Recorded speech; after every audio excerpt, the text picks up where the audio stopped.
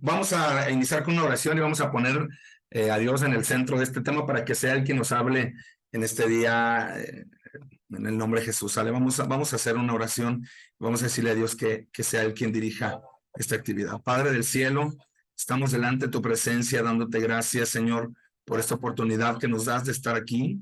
Gracias por cada uno, Señor, de nuestros amigos que se unen en esta transmisión. Señor, yo te pido que hables a nuestras vidas, que nos digas, Señor, tu voluntad, que nos digas qué quieres de nosotros y para nosotros.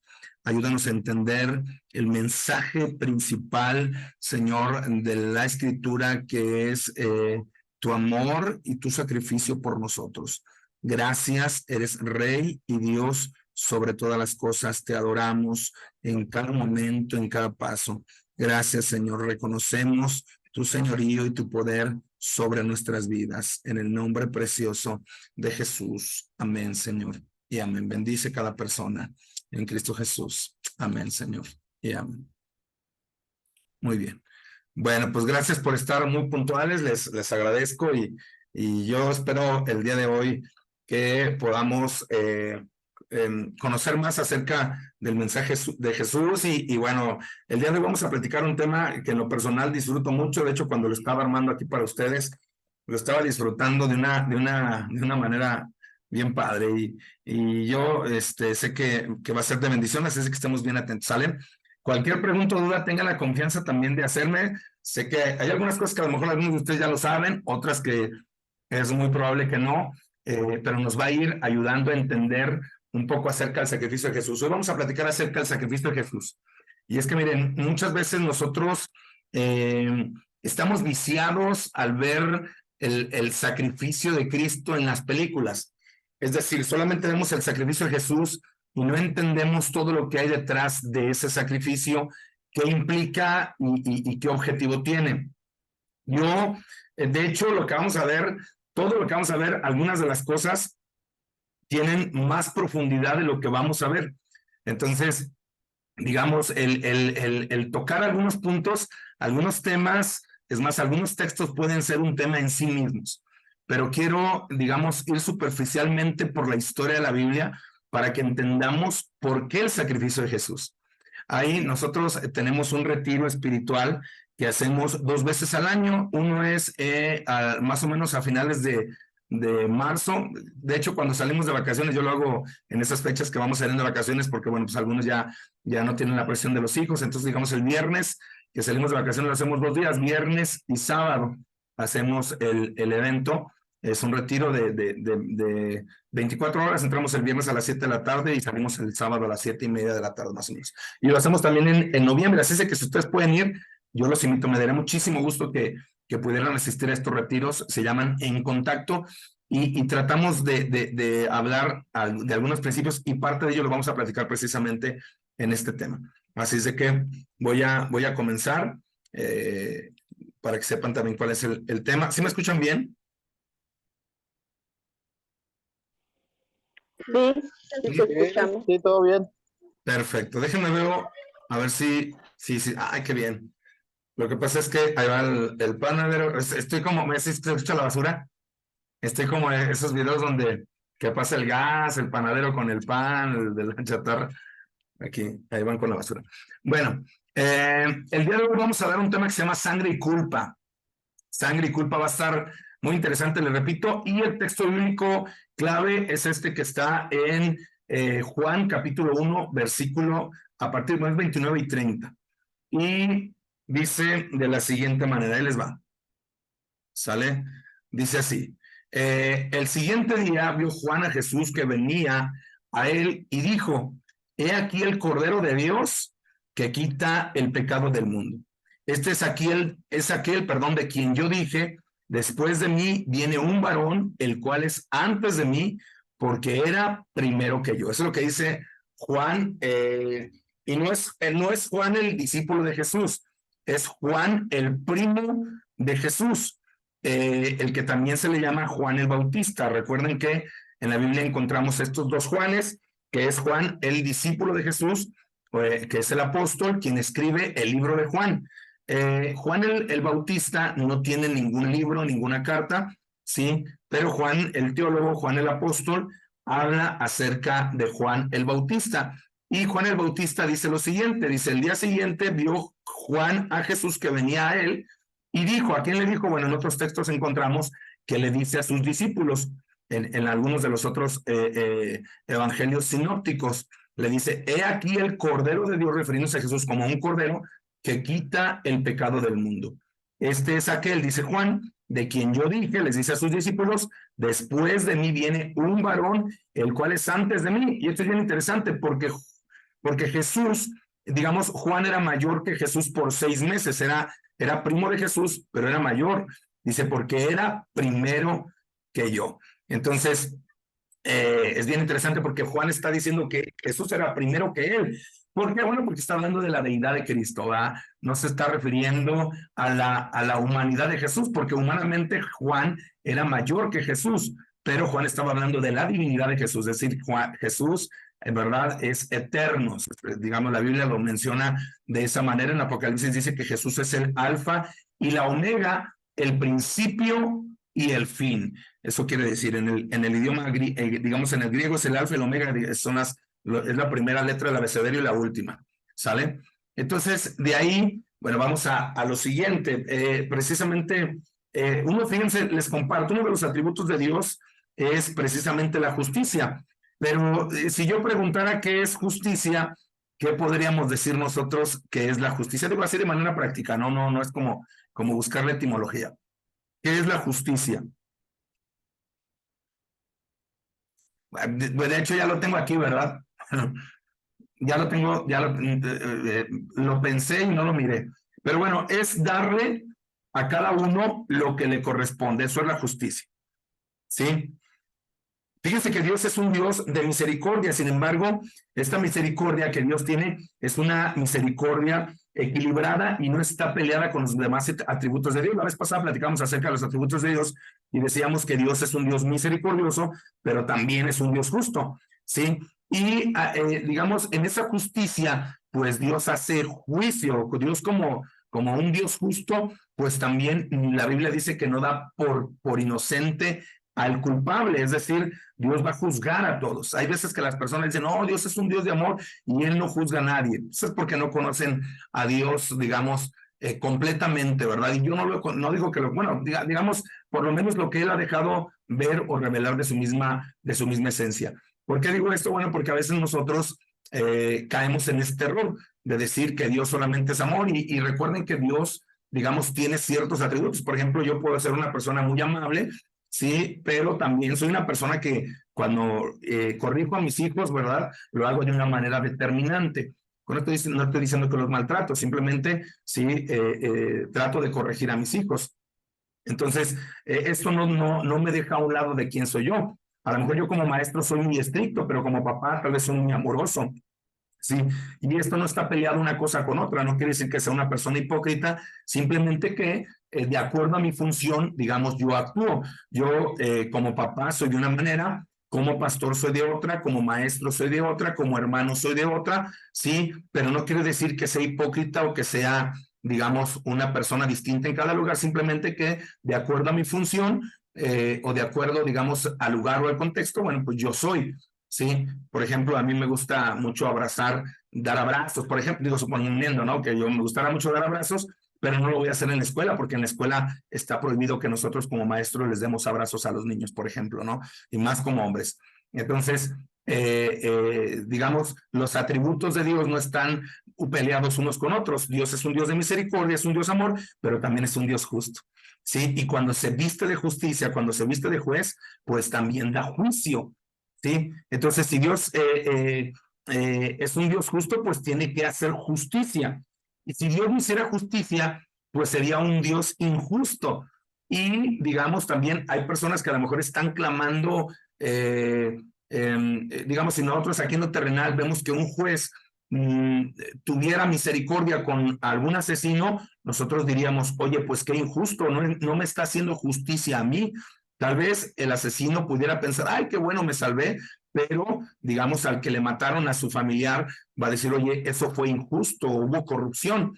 Entonces Dios es un Dios que es justo, ¿sí? Y eso es bien importante que lo entendamos nosotros, ¿sí? ¿Por qué? Porque eso también nos ayuda a entender realmente quién es Dios. Si Dios es justo, entonces debe pagarnos, inclusive de acuerdo a nuestras obras, ¿sí? Entonces, ojo con esto. Y bueno, ya en ese sentido, acerca de la justicia de Dios, la semana pasada platicábamos acerca de los 10 mandamientos, ¿sí? Y vimos cómo aparentemente algunos cumplimos con 1 o 2 mandamientos, pero fallamos o hemos fallado en la mayoría de los mandamientos. ¿Sí se acuerdan que platicábamos al respecto? ¿Sí? Es decir, delante de Dios salimos reprobados. Digamos, si nos fuéramos con los 10 mandamientos que están en el Éxodo capítulo 20, pues fallaríamos tal vez en algunos, varios de los que están ahí, ¿verdad? En honra a tu padre y a tu madre, en no robarás, en no codiciarás, en no adulterarás, ¿verdad? Que tiene que ver el adulterio con la fornicación y con los malos pensamientos, cuando la Biblia dice que si tú piensas o digamos, piensas con lujuria de una mujer, de un hombre, pues ya estás fornicando, ¿no? Entonces, hablando de la fornicación mental o del asesinato verbal. Entonces salimos muy raspados la mayoría. Y hablamos de 10 mandamientos, si habláramos de los 613 mandamientos, pues obviamente pues sería peor, ¿no? Inclusive algunos ni siquiera los conocemos de esos 613 mandamientos que existen en la ley judía o en la ley de Dios, más bien de Dios al pueblo de Israel. De esos 613 mandamientos, algunos ni siquiera los conocemos. Y si rompemos, dice la Biblia que si llegáramos a romper por lo menos uno, somos infractores de la ley y por lo tanto, pues ya no somos justos.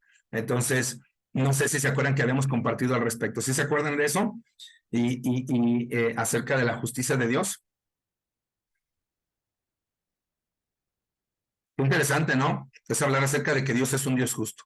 ¿Ustedes qué piensan de que Dios es justo? Venga, alguna opinión. ¿Qué piensan de la justicia de Dios? A ver, alguien que aporte, venga. Dios es un Dios justo. ¿Les da tranquilidad o les da miedo eso? ¿Qué les causa el saber que Dios es un Dios justo? Pues yo creo que si actuamos bajo sus mandamientos, bajo sus valores, pues vamos a entender lo que es justo. En mi caso, por ejemplo, cuando falleció mi mamá, pues yo la vi sufrir, vi que estaba muy grave, que pues se sentía mal de ánimo porque pues depender de otras personas para vivir, pues es una situación complicada, es una situación difícil.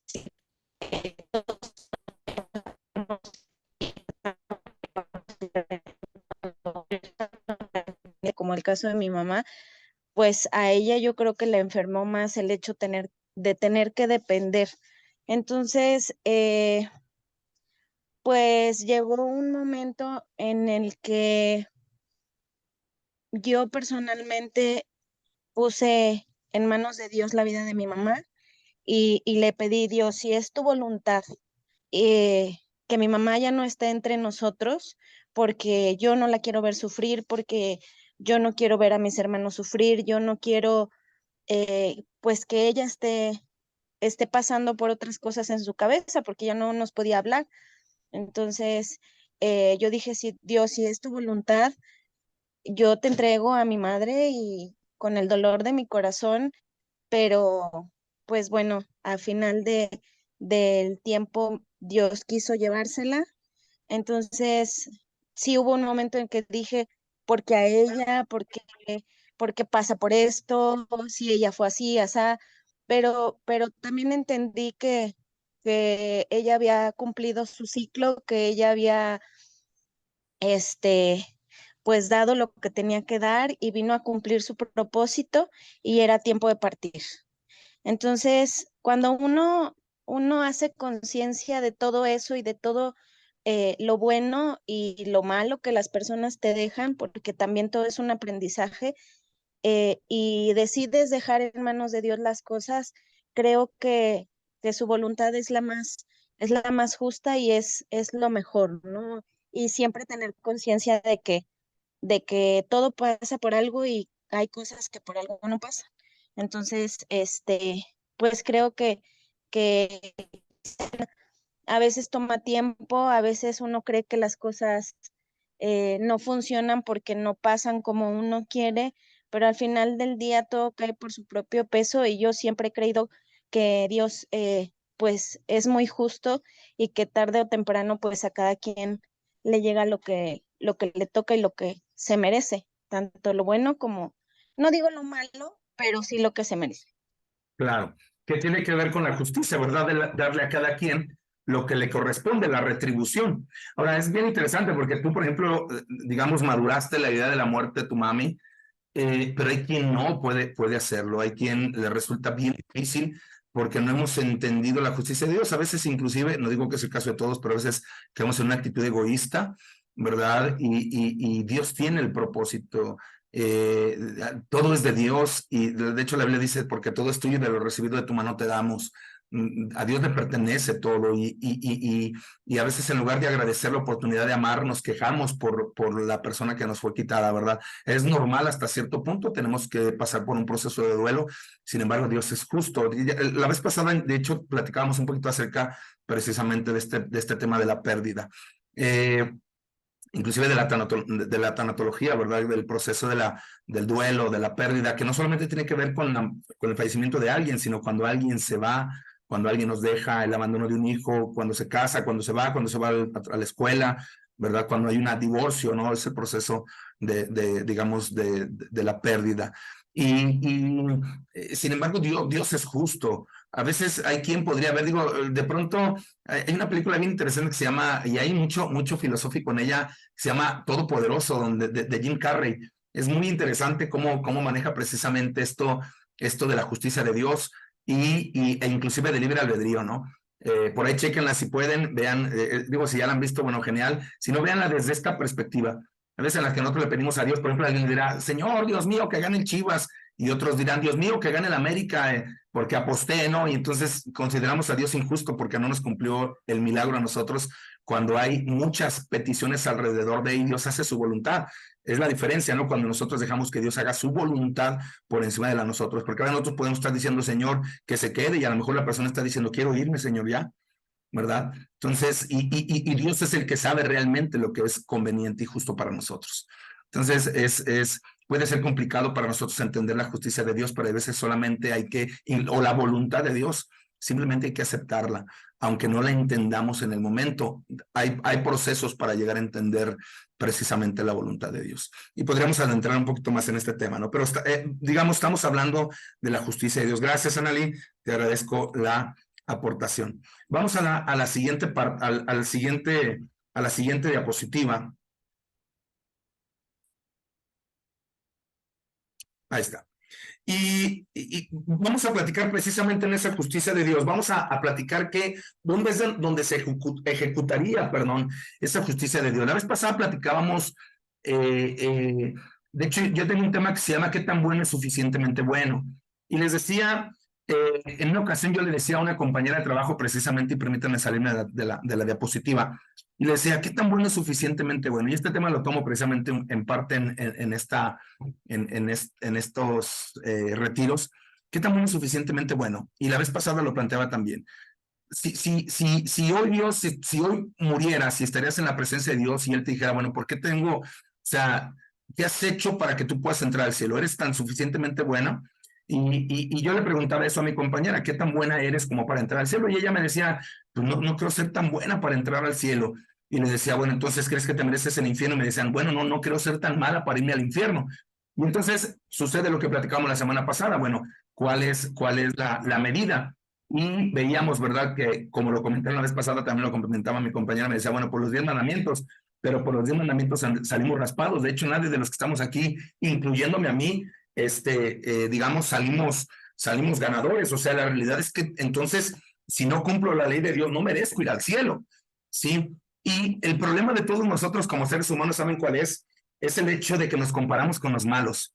Nunca nos comparamos con los buenos. Es decir, si yo tengo que ir al cielo, o sea, ¿por qué tengo que ir al cielo? ¿Por qué yo entraría al cielo? Sí, y normalmente decimos, bueno, porque no soy tan malo como aquel. O si vemos que una persona, suponiendo que otra persona está a nuestro lado el día que estamos en la presencia de Dios, y sea nuestro amigo, aquel que nos cae gordo, que nos hizo bullying en la escuela, o aquella persona con la que no me llevo bien y que ella sí entra al cielo y a ti te diga, no, tú no vas a entrar, nosotros diríamos, oye, pero si él es más malo que yo. O sea, digamos, mediríamos nuestra bondad o nuestra maldad de acuerdo a nuestra percepción, porque nosotros nos medimos con los más malos. Generalmente una persona dice, bueno, es que yo no soy tan mala como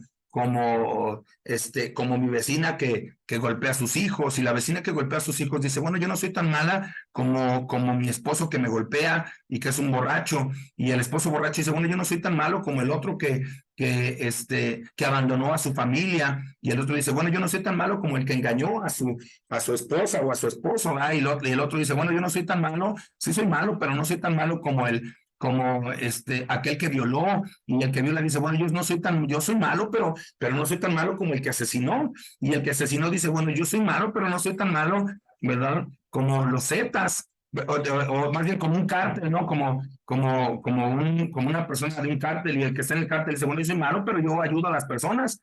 O sea, decía el Chapo Guzmán, o sea, yo les ayudo a mi gente, y yo nada más mato a los malos, yo no mato a los buenos. Y yo no estoy como digamos, los Zetas, ¿verdad? Los Zetas dirán, bueno, yo soy malo, pero no soy tan malo como Hitler, ¿verdad? Y entonces Hitler va a decir, oye, pues yo soy malo, pero no soy tan malo como la mujer que me maltrató en mi infancia y me hacía cosas incorrectas, ¿no? Y entonces seguiría un ciclo, ¿no? Porque nos medimos con los más malos. Por eso nosotros nos topamos con ciertas verdades en la Biblia, porque nosotros normalmente nos topamos con los más malos. Y según el tema que vimos la semana pasada, porque la semana pasada vimos también un tema, eh, hay un texto que dice de la siguiente manera, dice, por tanto, como el pecado entró en el mundo por un hombre, y por el pecado la muerte, así la muerte pasó a todos los hombres por cuanto todos pecaron. Y aquí hay varias cosas que podemos rescatar en este texto. No me voy a meter a cada una a profundidad, pero vámonos por encimita. Dice que el pecado entró al mundo por un hombre. ¿Alguien sabe por qué hombre entró el pecado al mundo? Por Adán, ¿no? Por Adán, ¿verdad? Ahora, ¿pecó primero Adán o pecó primero Eva?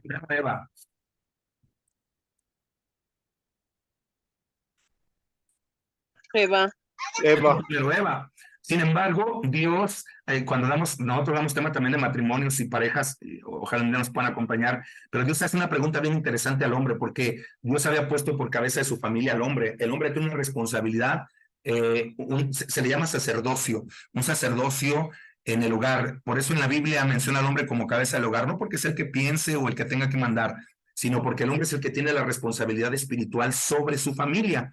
Y entonces cuando peca Eva, Dios estaba esperando a ver qué hacía Adán. Dios lo sabía lo que iba a suceder, ¿verdad? Obviamente, pero le estaba dando la oportunidad, la decisión, el libre albedrío. Y entonces Adán también come. Digamos, la responsabilidad cae sobre el hombre en ese sentido. Aparte que utiliza la palabra hombre como género humano. Ojo con esto también. Entonces, el pecado entró al mundo por un hombre, en este caso Adán, y por el pecado la muerte, es decir, anteriormente la muerte no era algo pensada para el hombre. Pero Dios le dijo al hombre, el día que comieres de este fruto, ciertamente morirás. Y entonces ahí entra la muerte. El día que come del fruto en realidad no muere, pero entra la muerte a la vida del ser humano. Dios lo saca del huerto del Edén, donde estaba un árbol que se llamaba el árbol de la vida, donde comían, y de ese árbol se podía comer y no morían. Y esta tiene una representación con Cristo. Es un tipo y figura de Cristo, el árbol de la vida. ¿Por qué? Porque en Cristo tenemos vida eterna. Y entonces dice, así la muerte pasó a todos los hombres. La muerte pasó a todos los hombres por cuanto todos pecaron. ¿Qué quiere decir esto? Bueno, esto, digamos, Adán es el primer hombre y su esposa Eva pecan delante de Dios, y a partir de ahí el ser humano quedó en una condición, fíjense bien, caída. Ahora, la pregunta es, ¿nosotros tuvimos la culpa por lo que hizo Adán y Eva? ¿Ustedes qué dicen? ¿Es mi culpa? No, ¿verdad? Yo digo que no, ¿sí? Sin embargo, nosotros estamos bajo una condición caída.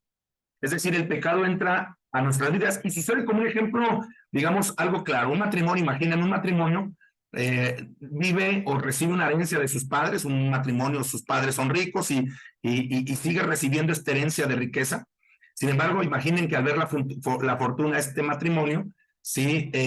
O esa herencia, al ver esa fortuna, pues empiezan a malgastar su dinero en cosas vanas, juegos, apuestas. Al tiempo, imaginen, esta pareja pierde todo y los hijos nacen en una condición de pobreza y deudas por las malas decisiones de los padres. ¿Sí? Lo mismo sucede con nosotros. No somos culpables, pero nacemos en una condición pecadora, manchados por el pecado, así como Adán y Eva, ¿no? ¿Sí? Es decir, ellos nacen manchados por el pecado. Y así nosotros, en ese sentido, nacemos bajo una condición caída, manchados por el pecado, ¿verdad? De Adán y Eva. Entonces, por eso Romanos 3:23 dice, por cuanto todos pecaron y están destituidos de la gloria de Dios. ¿Qué quiere decir esto? Esto quiere decir que si nosotros hubiésemos sido Adán y Eva, lo más probable es que hayamos hecho lo mismo. Ahora, ¿esto quiere decir que hay un error en la fórmula de Dios? No. No hay un error en la fórmula de Dios. ¿Quiere decir que Dios nos hizo defectuosos? No. Dios le da al hombre libre albedrío. Si Dios hubiese querido hacer, de hecho, digamos, la perfecta creación de Dios se nota en eso. Podía ser un arma de dos filos. Dios pudo haber hecho robots. Sin embargo, no lo hizo. Robots que le adoraran, pero no. Él quería personas que lo hicieran por voluntad propia, por convicción propia, por decisión propia. Por eso les da la oportunidad de comer del fruto, que ese es un tema más profundo, inclusive filosófico, pero le da el libre albedrío, le da la oportunidad de decidir estar o no estar con él. ¿Sí? No era una falla en el sistema. De hecho, les voy a decir algo, el libre albedrío es un reflejo del amor de Dios. Y por eso les decía que vean la película de Todopoderoso con Jim Carrey, porque Jim Carrey quiere cuando Dios, en esta película, digamos, él se queja con Dios, que no es justo con él, y entonces se topa le pide una audiencia a Dios, digamos, de manera, por su molestia, y sácate las que se le presenta a Dios, ¿no? Y entonces le dice, bueno, pues te voy a dar, ¿tú crees que puedes hacer las cosas mejor que yo? Pues adelante, dale. Y entonces le da todo su poder, y entonces se topa con que pues toda la gente le pide de manera egoísta, y tiene todos los pensamientos de todas las personas en su mente, Jim Carrey. Y él quiere, digamos, está enamorada de no recuerdo si es su esposa o que ya se estaban separando, sí, era su esposa, ya recordé, era su esposo, su pareja, y se estaban separando, y entonces él la quiere obligar a amarlo, y no puede, se topa con que no puede obligarla a amarlo, a ella, no puede obligarla a que ella lo ame. ¿Y por qué? Porque amor sin libertad es esclavitud. Amor sin libertad sí, es esclavitud. O sea, el amor tiene implícita la libertad. Tú eliges si amas o no. Entonces, eso es amor. Amor es libertad.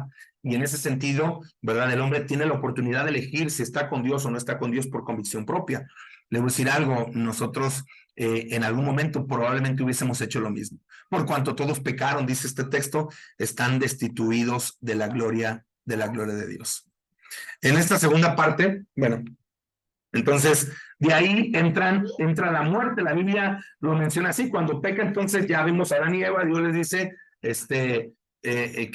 bueno, ya lo vemos aquí, el pecado entra al mundo por un hombre y por ello entra la muerte al hombre, ¿sí? De hecho, la muerte, Analí, no es algo que Dios hubiese querido para el ser humano. O sea, Dios quiere que vivamos eternamente, ¿sí? Porque la vida no solamente consiste, digamos, con el plano material, sino, hoy en la física cuántica, bien estaba leyendo hoy un tratado pequeño, no mucho, pero la física cuántica habla precisamente acerca de lo que mueve el universo, y es la energía, y la energía la llevan como a distintos grados, y al último resulta que es espiritual, ¿no? O sea, somos energía, y el espíritu es energía. Entonces, trascendemos, ¿no? Y no estaba en la mente del Señor la muerte para el ser humano. Sin embargo, la consecuencia del pecado, pues es la muerte, y existen dos tipos de muerte, lo menciona la Biblia. Es el estado inerte de un cuerpo de un cuerpo insensible y ausente de conciencia física, terrenal o corporal. Eso es la muerte física, ¿sí? Y, digamos, es cuando Cuando nuestro cuerpo deja de funcionar, se para el corazón, nuestro cerebro se para y ahí es la muerte física. Ahora, la otra es la muerte espiritual. Y la muerte espiritual es la separación entre Dios y el hombre. Y esa es total, o sea, de ahí. Y a eso se le llama, de hecho, esto es parte del infierno. El infierno es la ausencia de Dios. En realidad no es como que el fuego y las llamas eternas. La muerte, digamos, el infierno es, digamos, este lugar de tormento, lo peor que puede suceder es la ausencia de Dios. ¿Sí? En ese lugar, digamos, eso es la muerte espiritual. ¿Y dónde vemos eso? Pues corroborado pues en Romanos 6:23. Dice, porque la paga del pecado es muerte. Ahí está, ¿verdad? Es la paga del pecado. Y ya veíamos la semana pasada, si ustedes no pudieron ver el tema de la semana pasada, chéquenlo, ¿verdad? Que nos hablamos acerca de lo que es pecado, lo que la Biblia dice que es pecado. Y algunas de las cosas que son pecado vienen en este capítulo de Apocalipsis 21:8. Y vienen porque al final viene acerca de esta muerte segunda, fíjense, pero los cobardes, fíjense, los que van al lago de fuego, los cobardes, qué interesante, ¿no? Cómo los cobardes van al lago de fuego, imagínense. A veces pensamos que las personas que hicieron muchas cosas malas, pero no, son los cobardes los que van al infierno, al lago de fuego. El infierno y el lago de fuego son distintos, ¿eh? La Biblia nos habla de infierno y lago de fuego.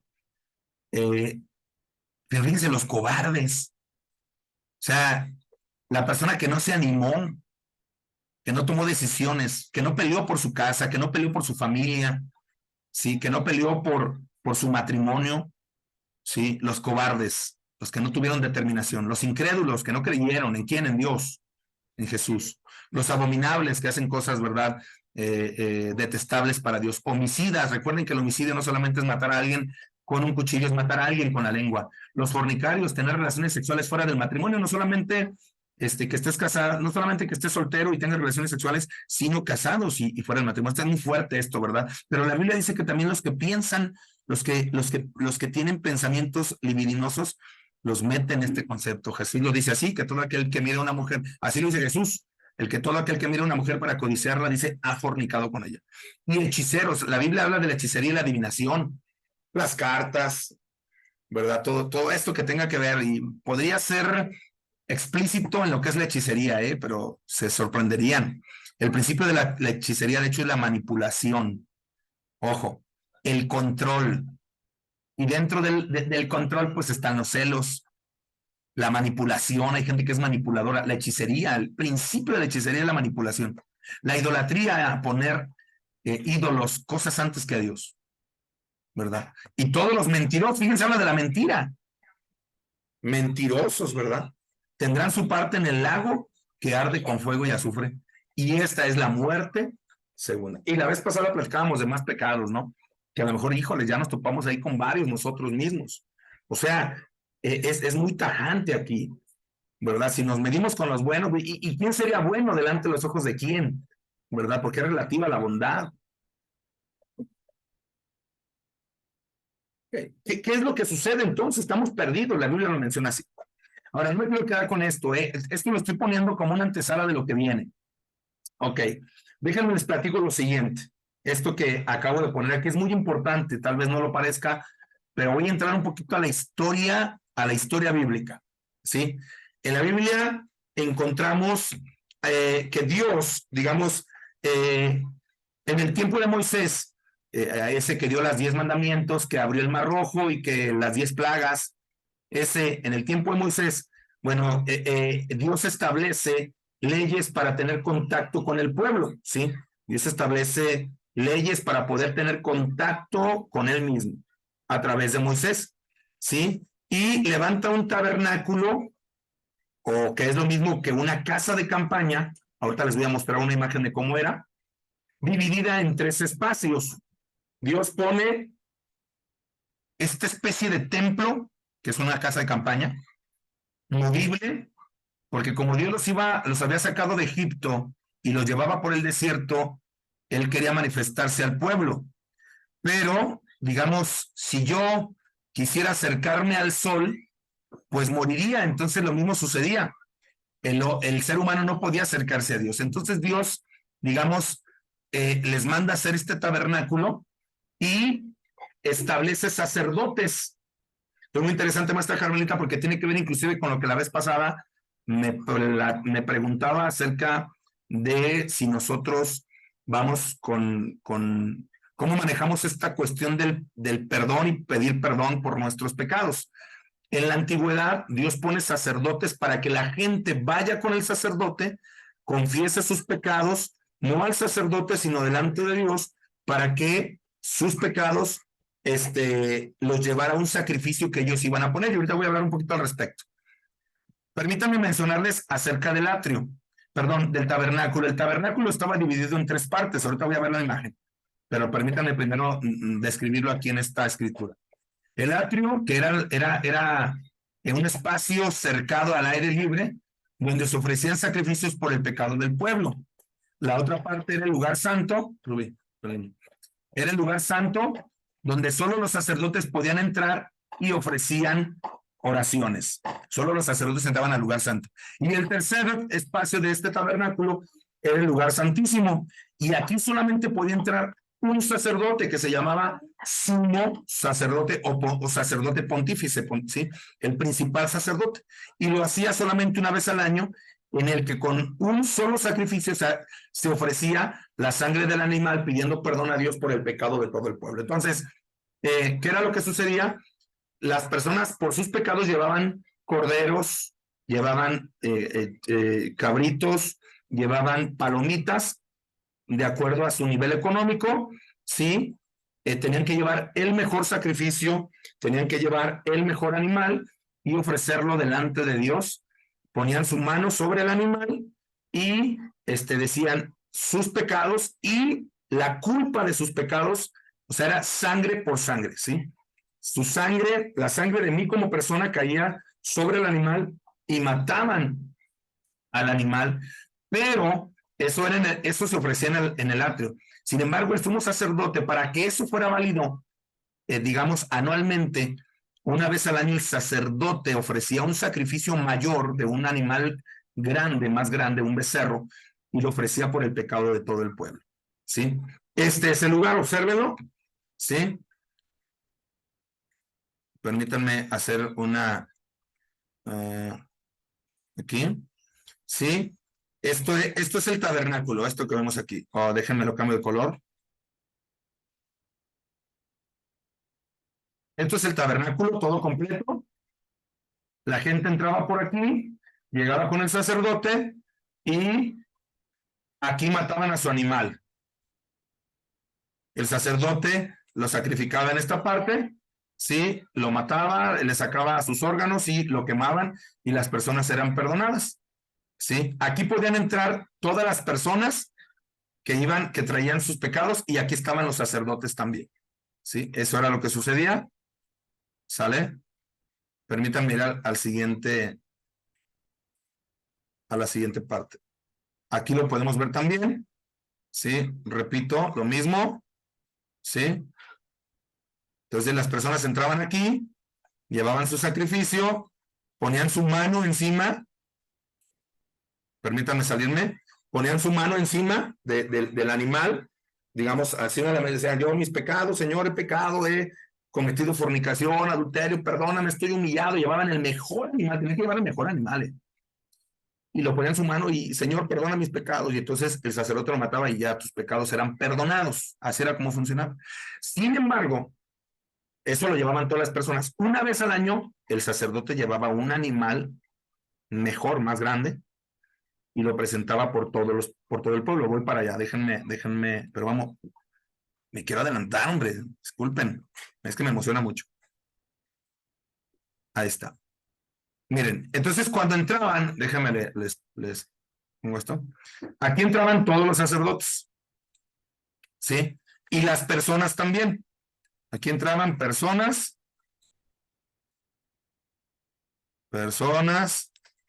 y todos los sacerdotes. Bueno, ya lo saben. ¿Sale? Aquí. ¿Sí? Siguiente. Ahora, esta parte es este lugar que está aquí, se me olvidó. Estaba dividido en 2 partes. ¿Sí? Esto estaba dividido en 2. ¿Sí se alcanzan a ver las líneas? Sí, ¿verdad? Coméntenme si no. Sí, sí se alcanzan a ver. Ok, gracias. Entonces, venga, fíjense. Este se divide en dos y aquí va la imagen. Aquí está.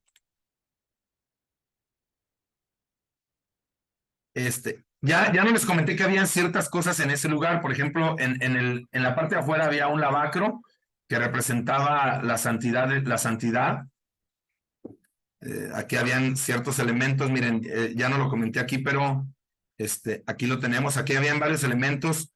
Aquí era una de agua. Aquí las personas, los sacerdotes llegaban y se lavaban antes de entrar a esta parte, que aquí estaba el lugar santo y el lugar santísimo dividido. Se tenían que lavar antes de entrar. Eso representa el bautismo y representa la santidad. No podía entrar quien sea a este lugar porque podía morir. Ya cuando entraban aquí, se divide en estas dos partes. Este era el lugar santo. Esta primera parte es el lugar santo. Y esta segunda parte dividida por cortinas. Aquí vemos las cortinas. Sí, es el lugar santísimo. Sí. Y aquí adentro había, esta se llama una menorá, sí, sí, que es es como una lámpara, y esto representa a Jesús, que es la luz. Aquí habían unos panes. Jesucristo dijo: yo soy el pan del cielo que descendió. Aquí había un incensario, que son las oraciones, representa las oraciones, y Jesús, nuestro intercesor. Cada cosa que está aquí representaba a Jesús. Y aquí había una caja de 1 metro cuadrado, ¿sí? Donde estaban las tablas de la ley, los 10 mandamientos, una vara de Aarón, que representaba el sacerdocio, que había reverdecido de manera milagrosa, y un alimento que se llamaba maná del cielo. Y habían 2 ángeles cubriendo este lugar. Cuando entraba, aquí podían entrar los sacerdotes, cualquier sacerdote entraba aquí. Sacerdote, bueno, no me. Sí, bueno, se puede dibujar texto, pero me voy a tardar más. Y podían entrar, cualquier sacerdote podía entrar aquí, todos los sacerdotes. Las personas no podían entrar. Y al lugar santísimo solamente entraban el sumo sacerdote una vez al año. Las cortinas separaban este espacio. Si el sacerdote entraba sin permiso de Dios, el sacerdote moría en ese momento. No podían entrar, porque la presencia de Dios descendía a este lugar desde el cielo hasta aquí. Y cuando entraba el sacerdote, era cuando llevaban la sangre del cordero, la sangre del animal, lo llevaban, llevaban la sangre del animal,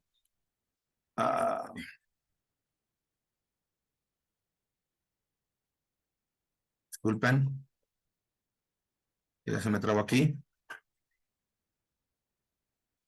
ya.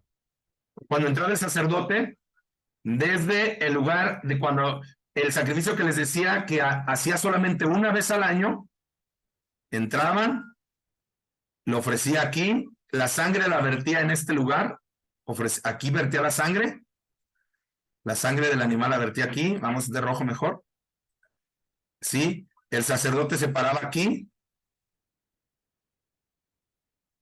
se paraba el sacerdote, ofrecía la sangre, y si Dios les aceptaba el sacrificio, el sacerdote salía y decía: sacrificio, Dios lo aceptó, ¡bravo! Y entonces podían seguir pidiéndole perdón a Dios durante todo un año. ¿Cómo descendía la presencia de Dios? Se llamaba Shekinah. La presencia o Shekinah de Dios descendía así aquí, hasta el lugar. Acuérdense que aquí era el lugar santo y acá el lugar santísimo. Llegaba hasta el lugar santísimo, a esa cajita, hasta ahí entraba. Qué interesante, ¿no? Por eso el sacerdote, si no iba santo y consagrado delante de Dios, moría inmediatamente. ¿Cómo ven? Eso era lo que sucedía. Históricamente, hay vestigios al respecto. Ahora, Oye, pregunta, oye, Oscar. Isaí, bueno, una pregunta. Ahí bueno, en la imagen que pusiste, entonces, eh, ahí no era donde ponían el arca del pacto. El arca del pacto, exactamente. Es esa cajita que les mencionaba. Esa era una caja de 1 metro cuadrado de madera, de la mejor madera, creo que es madera de acacia el nombre de la madera.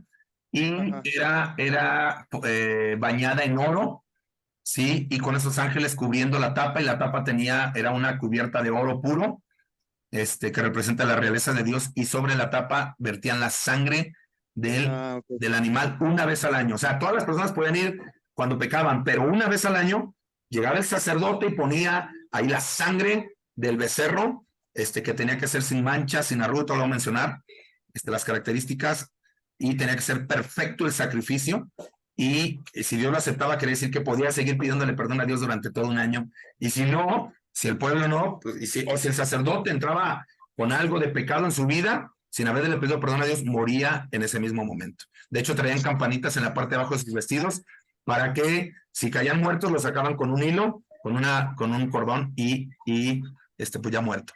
Eso era lo que hacían. Ah, ok. ¿Cómo ven? Esa era la pregunta. Es que sí, no he leído la parte donde decía que vertían sobre la arca del pacto. Ya, lo encuentras en Levítico, en Éxodo, pues en Éxodo, Levítico y Deuteronomio, que son los libros donde menciona más esto. A veces la Ah, gente ok. no le gusta leer Levítico, lo ve muy aburrido, pero cuando tú entiendes que representa a Jesús, olvídate. Pastor, buenas Se noches. representa a Jesús ahí. Dime, Carlos. También creo que antes de que entrara el sacerdote, creo que lo amarraban, ¿no? Mira, Para, amarraban el pie. porque si llegaba a entrar con un poquito de pecado y llegaba a morir, del modo de poder sacarlo de ahí de la presencia del Señor era Yes. con esa cuerda, ¿no? Estirándolo para poder sacar el cuerpo, porque pues sí, sí es cierto. Digo, era tan hermoso, yo creo, en ese momento estar ahí a la presencia del Señor, pero también era algo tan temeroso, ¿no? Porque saber que eran un pueblo que no se comportaba y que, pues, cuando iban, pues iban a pedir perdón. Entonces, saber que a la persona que mandabas había la posibilidad de que no regresara, entonces el modo de poderlos sacar era con una cuerda, pues yo creo que sí era algo, sí, algo muy hermoso, ¿no? Sí, Yo creo, pero también a claro. la vez algo que causaba un poco de temor. Así es. No podían ingresar los sacerdotes a levantar al muerto. Tenían que sacarlo porque si no podían morir también ellos. Ahora, hay arqueólogos que han buscado, o sea, naciones enteras han buscado el Arca de la Alianza. Naciones enteras, arqueólogos han buscado, se perdió el rastro, hay por ahí indicios, pero está perdida al parecer, el Arca de la Alianza. Y hay varias historias en la Biblia alrededor de esta Arca de la Alianza, donde Dios trajo juicio a varias naciones. Voy a continuar porque ya no voy atrasado, pero sí quiero continuarle para poder terminar en tiempo y forma. Ok, ¿qué era lo que sucedía entonces? Bueno, el sacrificio, es que lo tengo, que me está pidiendo mi esposa el celular, pero lo tengo aquí listo para leer algunos principios. Miren, la justicia de Dios clama la sangre del culpable por su pecado, es decir, sangre por sangre. Por eso, cuando alguno fallaba, debía llevar el animalito, normalmente era un cordero, confesar su pecado poniendo su mano sobre su cabeza y derramar su sangre como sacrificio por su culpa. Así el pecado era transferido al animal para que el infractor fuese justificado y perdonado. Eso era lo que sucedía. Sin embargo, para que estos sacrificios tuviesen algo muy importante. Bueno, esto pasó, recordando a Maestra Carneta lo que me decía, porque la gente decía, voy a pedir perdón, no le hace, y seguían pecando. Algo como lo que sucedió en su momento, con las indulgencias. ¿Qué sucedió con las indulgencias? Pues la gente pecaba. Yo le estoy hablando aquí a mi maestra Carmelita y se salió, pero ya se está uniendo. ¿Ya ingresó maestra Carmelita? Sí, ¿verdad?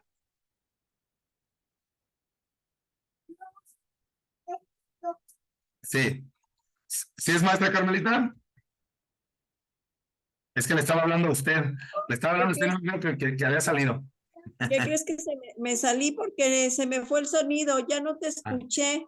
Ok. Entonces tuve que salir y volver a entrar. Gracias, Ah. Isaí. Y la estaba mencionando porque le decía que estaba mencionando yo que era sangre por sangre, el pecado de la persona por el pecado, digo, sí, el pecado, digamos, la persona transfería sus pecados al animal.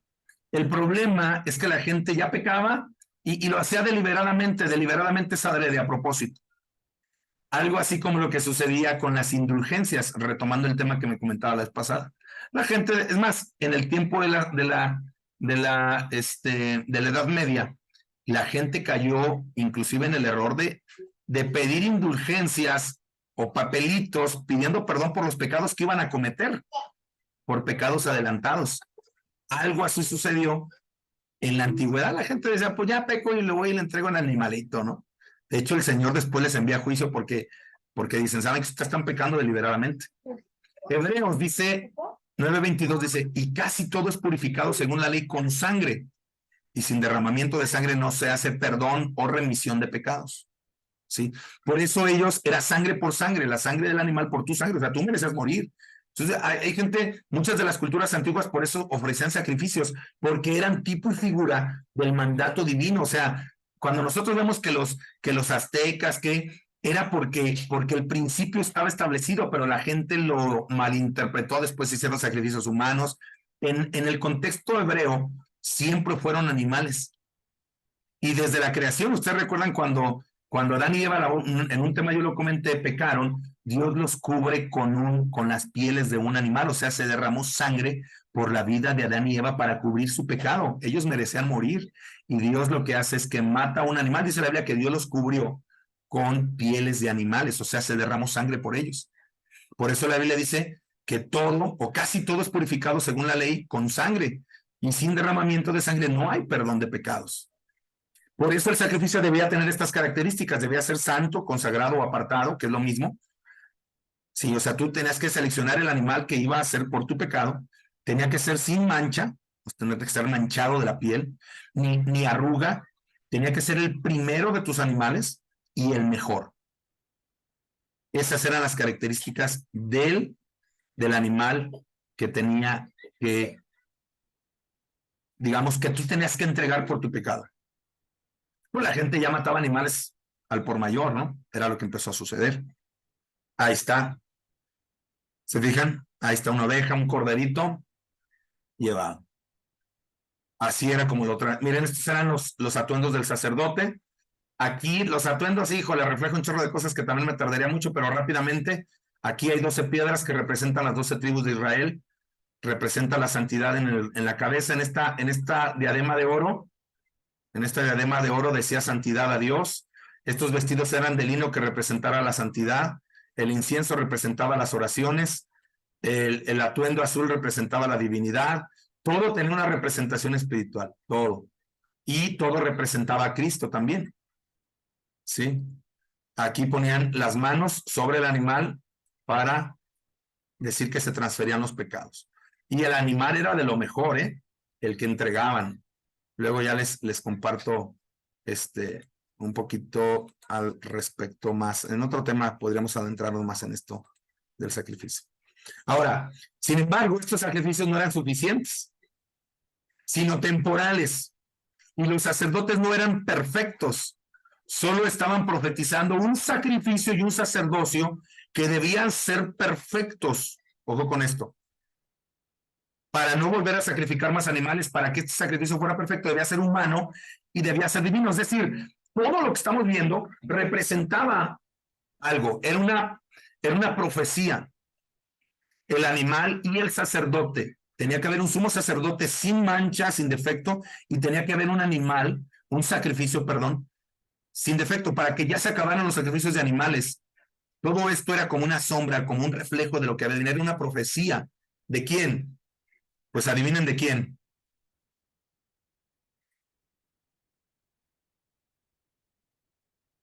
Aquí está. El siguiente día vino Juan, vio Juan a Jesús, ¿a quién? Que venía a él y dijo, he aquí el Cordero de Dios, que quita el pecado del mundo. Wow. Todo esto era Jesús.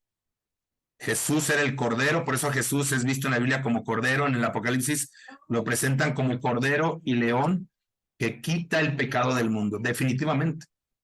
Se necesitaba no solamente uno que fuera completamente hombre, sino uno que fuera completamente Dios. Porque si yo muero por los pecados de todos, puedo apenas poder pagar por los míos. Pero se necesitaba uno que pudiera pagar por todo el mundo. Y ese tenía que ser perfecto y tenía que ser divino. Tenía que ser Dios también. Si no hubiera sido divino, hubiese sido incompleto. Juan ve a Jesús y dice, he ahí el Cordero de Dios que quita el pecado del mundo. Este es de quien yo dije, después de mí viene un varón, el cual es antes de mí. Y de hecho Juan dice, de quien no soy digno de desatar las sandalias de los pies. Interesante, ¿no? Jesús era el Cordero. O sea, Jesús, digamos, nosotros transferimos nuestros pecados a Jesús cuando tú le dices, perdona todos mis pecados. Es lo que le decimos a Jesús. Qué fuerte es esto. Y aquí nada más estoy tomando una parte del tema. Hay otro tema que yo doy en los retiros que abarca otra área de este tema, bien interesante. Por eso cuando Jesús muere, Jesús, cuando está en la cruz, él era el Cordero en el altar. En el altar. ¿Y saben, se acuerdan cómo se llamaba el monte donde muere Jesús? ¿Es el monte Sinaí? No. Es el Gólgota, ¿Qué quiere decir? el Calavera. alto de las calaveras. O Calvario o calavera. ¿Qué es la calavera? Muerte.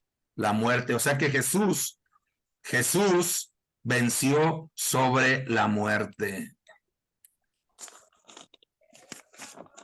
¿Sí me doy a entender? Sí. Jesús vence sobre la muerte. Wow, qué increíble, ¿no? Y lo refleja en este texto. Permítanme que se lo lea. Dice así, pero estando ya presente Cristo, ¿cómo qué? ¿Cómo qué dice aquí? Como sumo. Sacerdote. O sea, Jesús ahora iba a ser el sacerdote perfecto. Déjenme muevo aquí un poquito esto. Es que tengo aquí dice Un Cristo, cordero sin sacerdote mancha, de los- pastor. dice, sumo sacerdote de los bienes venideros por el más amplio y perfecto tabernáculo. ¿Saben quién es el tabernáculo de Dios ahora? ¿Quién es el tabernáculo?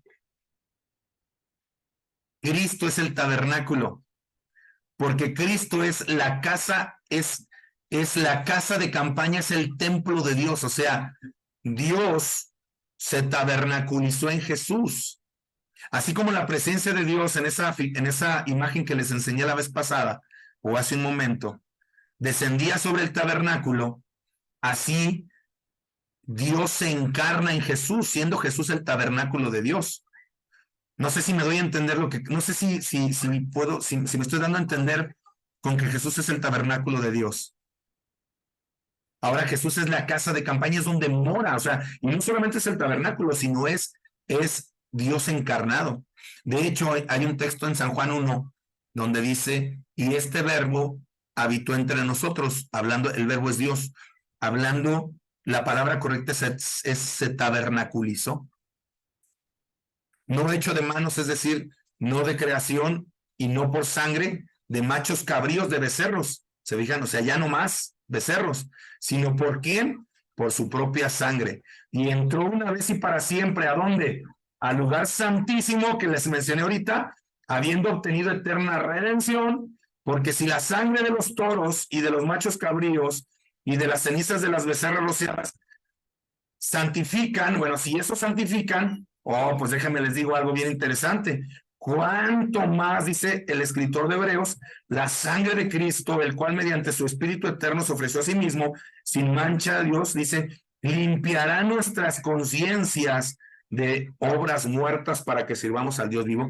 ¿Qué nos está diciendo? Que Jesús es el sumo sacerdote, es el tabernáculo, es el becerro, sí, que él ofreció, él mismo fue sacerdote y cordero al mismo tiempo y ofreció su sangre. Y si esos sacrificios nos limpiaban, con más razón la sangre de Jesús no podrá limpiar nuestros corazones y nuestras conciencias que nos acusan de todo lo malo que hemos hecho.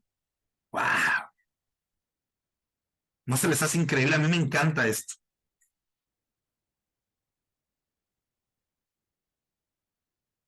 Entonces, ¿qué nos está diciendo aquí? Justicia de Dios y justicia para todos. Fíjense bien. Si el pecado de uno, si el pecado de uno había condenado a todos, la justicia de uno puede salvarnos a todos. O sea, si el pecado de Adán nos condenaba a todos, pues la justicia de Jesús nos puede justificar a todos. La justicia, juicio e ira de Dios que debía derramarse sobre nosotros se derramó sobre uno, su propio Hijo. ¿Quién? Jesús. ¿Se fijan? Así que dice el texto que estoy poniendo aquí, que como por la transgresión de uno, que fue ¿quién? ¿Quién fue ese uno, dijimos?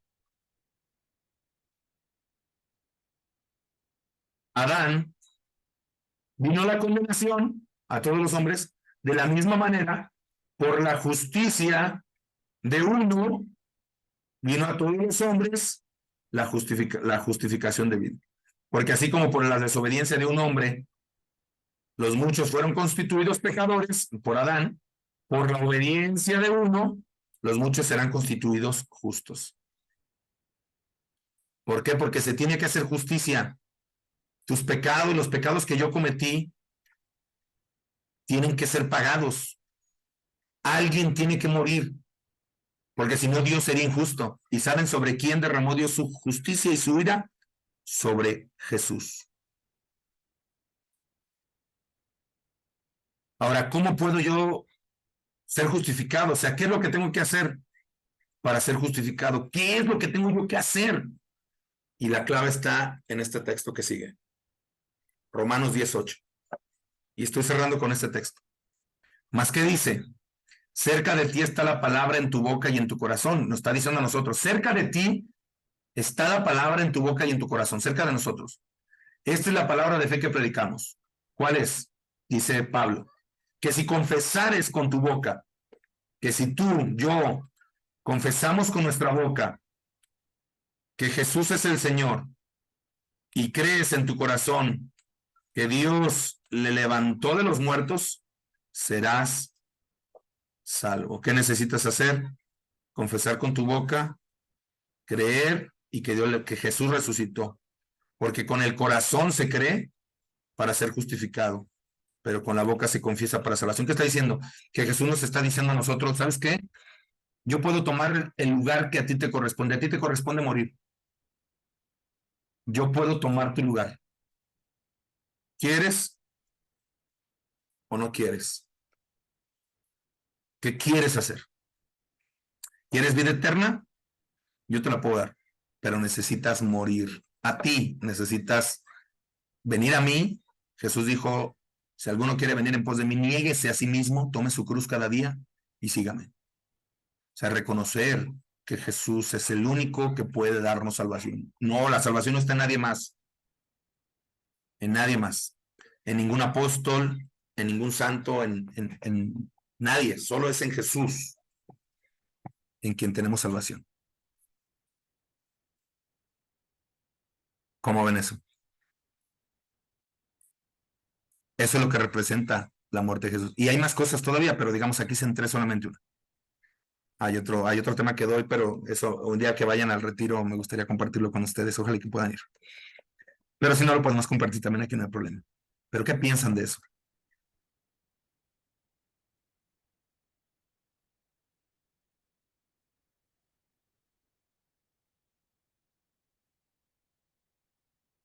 Si no hay comentarios, me gustaría poner un canto.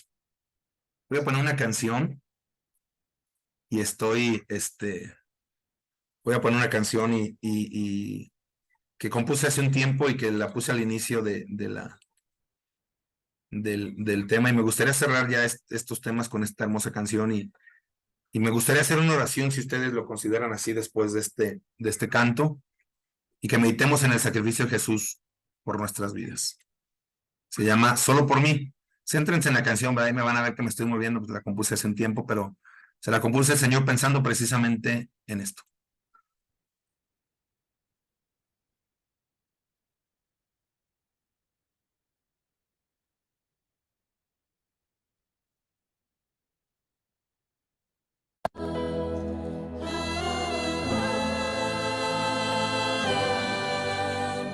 humillado por mis maldades,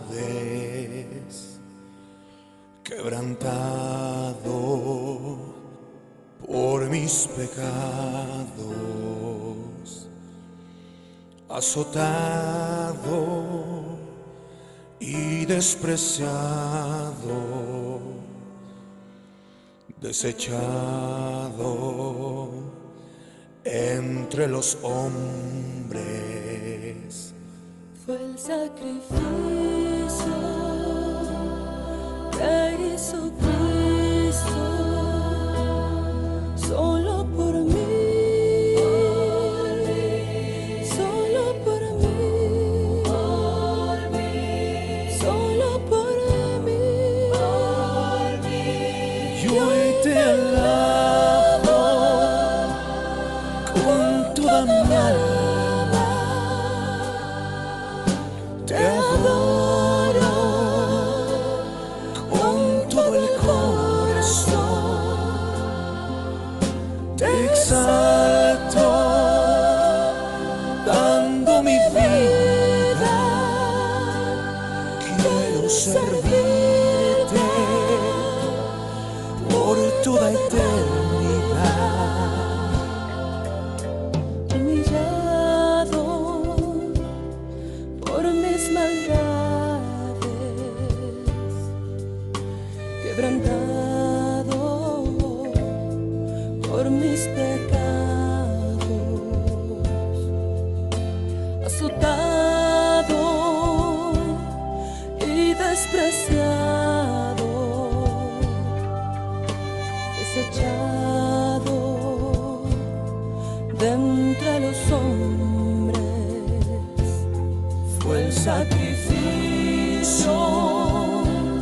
que hizo Cristo solo por mí, solo por mí, solo por mí. Y hoy te alabo con toda mi alma, te adoro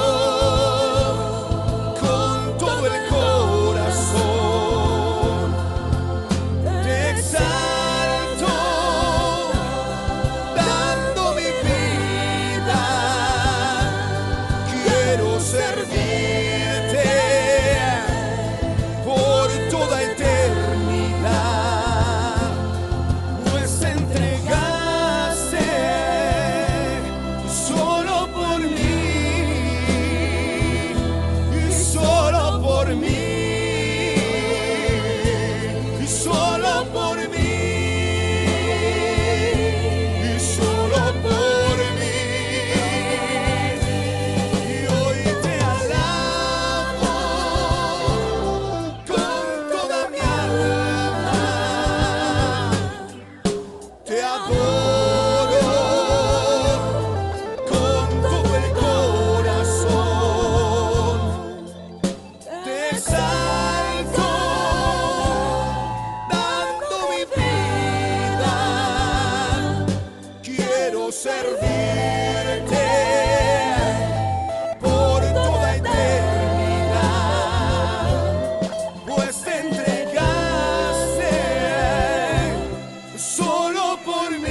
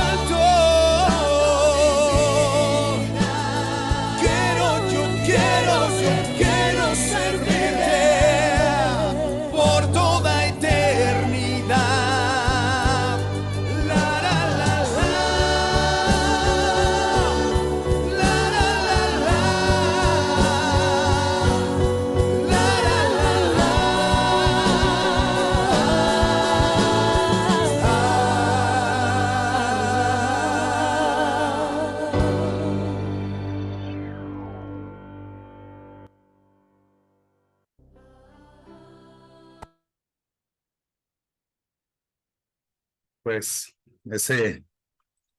ese canto es una expresión, pues, digamos, de mi corazón al Señor, ¿verdad? De lo que Él ha hecho por mi vida y pues parte de compartir con ustedes este tema es precisamente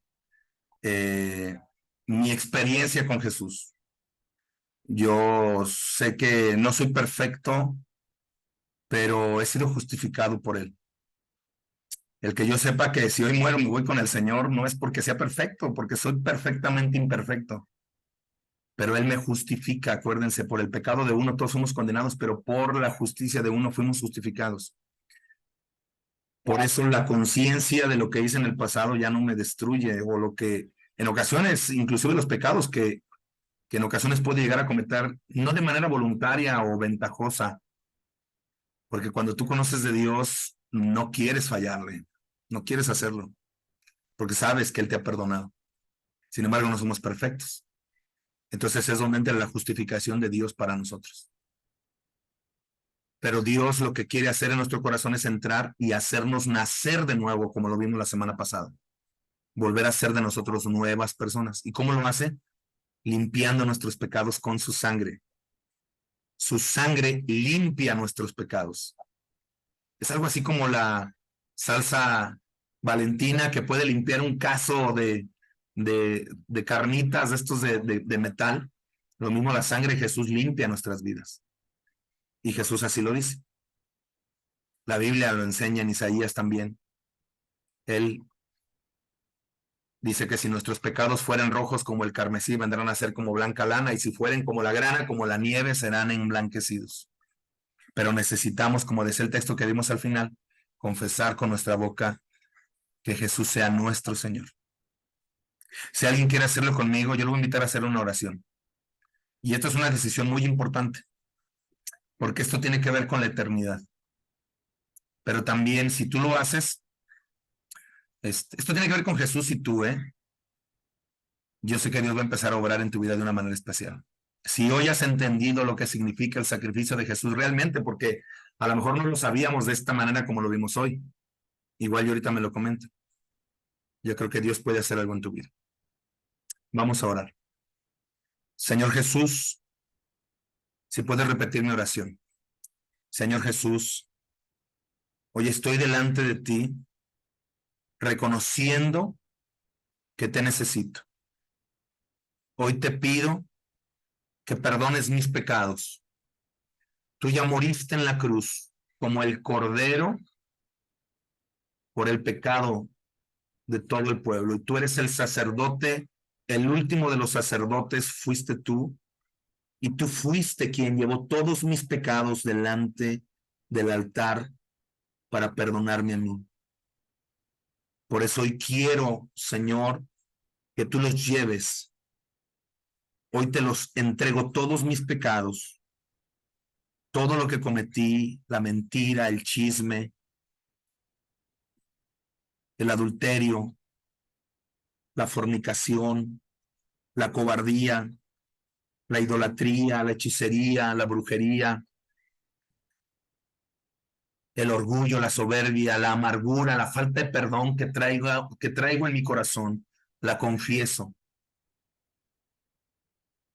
Si hice yo cosas malas también, si violé, si maté, si asesiné con la lengua, hoy estoy delante de ti. Si abusé de alguien, si maltraté a alguien, perdóname. Si fue a mis hijos, a mi esposo, a mis padres, a mis hermanos, a quien les robé, les mentí, hice chisme, traicioné, perdóname. Tú me conoces y no estoy oculto delante de ti. No soy perfecto ni tan bueno como la gente pueda pensar o como yo mismo puedo pensar. Perdona mis pecados.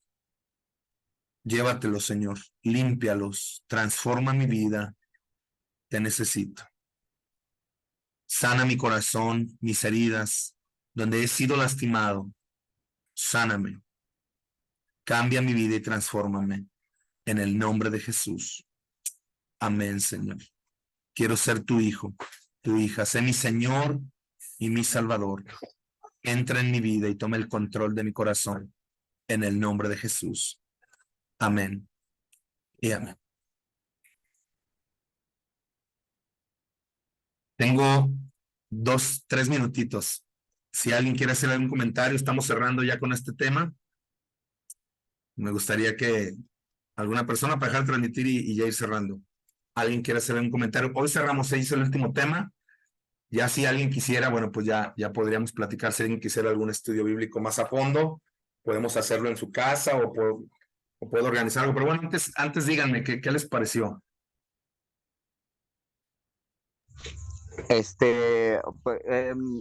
bueno, usted sabe, hermano, que yo poco me conecto, ¿no? Pero el día de hoy, hubo cosas que me quedaron más claras. Ya conocía una parte, pero hoy me ayudó a aclarar más mi entendimiento.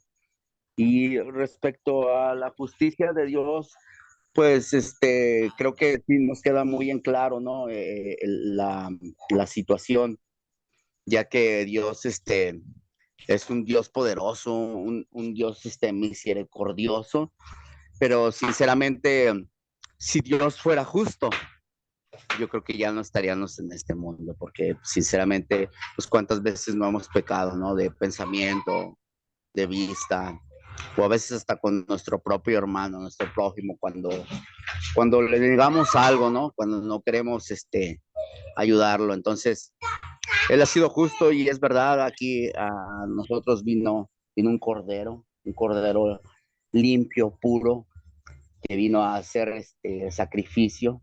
Yo no lo había visto desde ese punto de vista como un holocausto más hacia nuestro Señor, hasta nuestro Dios. Y pues por eso es que estamos aquí, ¿no? Claro.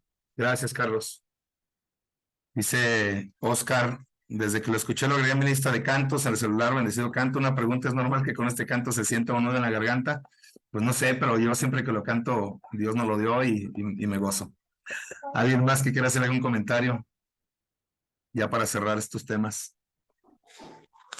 Isaí, bueno, primero quiero que me compartas ese canto. Claro que sí. Está muy bonito, bellísimo. Quiero agradecerte por la oportunidad que me diste de conocer.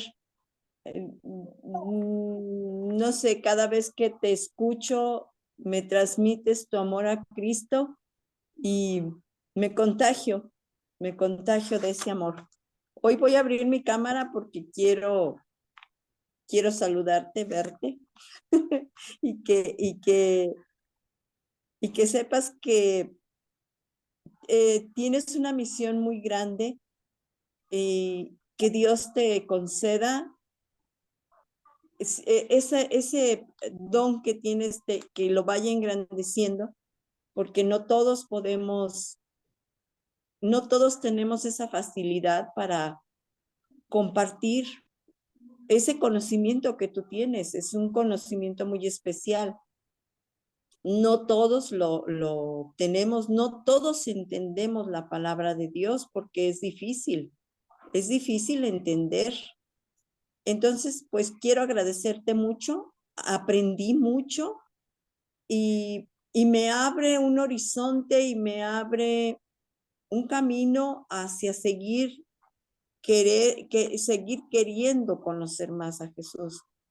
Entonces, repito, te agradezco mucho y pido a Dios que te siga otorgando ese don de la palabra, ese don de convencimiento y ese conocimiento que tienes tú, y que ojalá por muchísimo tiempo puedas tú seguir transmitiendo. Dios te bendiga y a los compañeros que aunque no los conozco, que sigamos todos, sigamos todos pues a Dios, a Jesucristo, que lo sigamos conociendo para poder seguir amando. Gracias, Isaí, por todo. Maestra, muchas gracias. Muchas gracias por sus palabras. Nos motivan también a seguir compartiendo. Muy bien. ¿Alguien más? Yo, profe.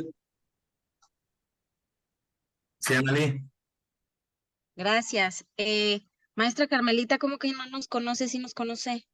¿O ya se olvidó de mí? No, hombre, ¿cómo crees, Annalí? De No se repente crean, se no me se va crean. como la idea. No, claro que te No, conozco. Y sé que eres agradecida. una chica fantástica, muy trabajadora. Sí, Ana. Muchas gracias. Bueno, profe, encantada de haber recibido esta invitación. Me hubiera gustado participar en todos los temas. Por motivos de trabajo, pues me fue imposible en algunas ocasiones, pero, pero gracias por grabar y compartir en el YouTube, compartir esas grabaciones. Créeme que me encanta la manera en que nos haces llegar la palabra de Dios. Yo también, al igual que la maestra Carmelita, deseo de todo corazón que sigas en este camino de enseñanza, no solo de la enseñanza musical, sino también la enseñanza de la palabra, y mucho éxito en todos tus proyectos. Te mando un abrazo a la distancia y a todos los compañeros. Espero que hayan disfrutado de la misma manera estos temas, y que pues en cualquier otra oportunidad pues sigamos aprendiendo y pues nos sigas invitando. Claro que sí, claro que sí. Gracias, gracias. Listo. Bueno, adelante, Oscar. Isaí, pues ahora sí que mi esposa Fabiola y yo, damos las gracias por habernos invitado a formar parte de este grupo. Gracias por el aprendizaje, por todas las lecciones que hemos estado aprendiendo. Y pues igual, ¿verdad? Seguimos en pie en aprender de la palabra y para llevarlo día a día a nuestras vidas, ¿verdad? Seguiremos, si Dios nos lo permite, seguiremos en el camino aprendiendo y pues esperemos ya pronto formalizar algo por ahí en algo y en la iglesia y pues sí, ¿verdad? Para estar más centrados en lo que es la palabra y las leyes que debemos de cumplir. Así es. Gracias. Aquí están Fabiola. conmigo también, y pues ahora sí que en todas las lecciones por aquí estuvo, casi no habla, ¿verdad? Pero aquí está. Pero ahí está siempre. Gracias, Fabiola. Igualmente. Sí, bendiciones. gracias. Muy bien. Bueno, pues una bendición. No sé si alguien más, sino para ir cerrando este momento. Yo de mi parte pues les agradezco, les manda aquí saludos mi esposa, no sé si puedes acercarte ahorita para que los salude. Ella pues ha estado aquí todos los días que estoy en el tema, ella está aquí, a veces está con el niño o así, o atendiendo a los chicos, pero ella está aquí. Entonces, Hola, ¿qué tal? Dios les bendiga a todos, mucho gusto. Pues sigan adelante. Este es nada más el inicio de algo que es una semillita que ha sembrado Dios para sus vidas. Sigan adelante y no pierdan esas ganas de conocer más de Dios. Es algo maravilloso. Dios también cambió mi corazón y mi vida. Yo tuve problemas en anorexia, bulimia. Y gracias a conocer la palabra de Dios fue lo que me cambió mi vida, mis pensamientos, pensamientos fuertes y tristes, pero el cual Dios los renovó. Y ahorita estamos muy contentos con Cristo y conociendo más de Él. Y pues Dios les bendiga, aquí estamos. y pues los invitamos también, si un día quieren acompañarnos a la iglesia, sin el afán de algo más, pero pues nos daría gusto verlos por ahí. Tenemos, bueno, algunos de ustedes, Oscar, Fabiola, Sonia, Carlos, están ahí con nosotros, pero los invitamos igual los que están en la transmisión, que a lo mejor no lo ven ahorita, pero que sabemos que algunos están en el grupo y ahí permanecen y han estado viendo los videos, nos han comentado, así es de que los invitamos cuando quieran acompañarnos ahí en Misión Visión, o agreguen la página, es Misión Visión Iglesia Cristiana, pueden meterse ahí a la página, así tal cual, Misión, Visión con V, Misión Visión Iglesia Cristiana, pueden ingresar y pues los invitamos. Tenemos servicios los domingos, tenemos nuestros servicios todos los domingos a las 12 del día y miércoles a las 7 de la tarde. Vamos a iniciar también nuestro campamento infantil de nuestro campamento de escuelas bíblicas de verano. Vamos a estar ahí de esta semana a la próxima. y pues organizamos actividades para los niños de la colonia y así. Y le repito, si quieren acompañarnos un día de servicio, domingos a las 12 del día, pues yo me sentiría muy honrado con recibirles. O si un día quieren que les visitemos o platiquemos de la palabra de Dios y profundizar también, tengan la confianza, ¿sale? Muchas bendiciones a todos y pues estamos a la orden. Bendiciones, Maestra Carmelita, Oscar, Sonia, Analí, Marcela. Salúdame también ahí a tu esposo, Carlos y Miguel con Ruth. Bendiciones. Bendiciones y buenas noches. Hasta luego. Mucho éxito, buenas noches. Noches. El Señor lo bendiga.